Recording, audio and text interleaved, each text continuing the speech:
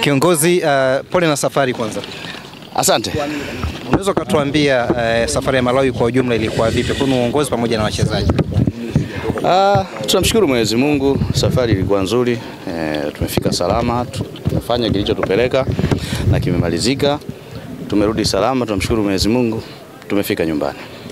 Matokeo haya yamewapa fundisho la namna gani Alex Ngai? Hakuna cha fundisho, si mpira.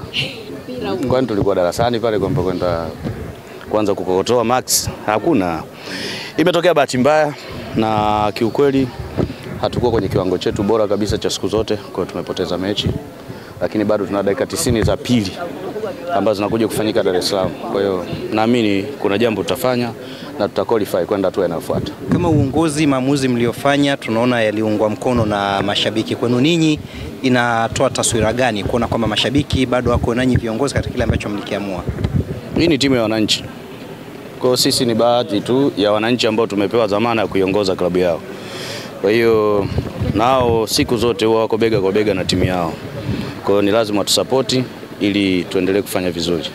Watu watarajie nini kuelekea kwenye mchezo unaofuata wa marudiano na kwa mashabiki wote, hata wale ambao pengine wanaweza kuwa wamekata tamaa kwa namna moja au nyingine? Malengo yetu ni kushinda kwa 100%. Hakuna kingine. Ni kushinda ili tuweze kuqualify twende hatua inayofuata. Na inawezekana? Inawezekana. Kwa nini isishindikane? Vipi kwa upande wa mchakato wa kocha mpya? Kama klabu umeshaanza kulifanyia kazi? Hatuwezi kulizungumzia sasa hivi. Sasa hivi lililopo mbele yetu ni mechi ya marudiano ya Jumamosi dhidi ya Silver Strikers. Tuweze kuweka mzani sawa kwanza, tuqualify. Hayo masuala ya kocha yatakuja tu. Shukrani. Asanteni sana.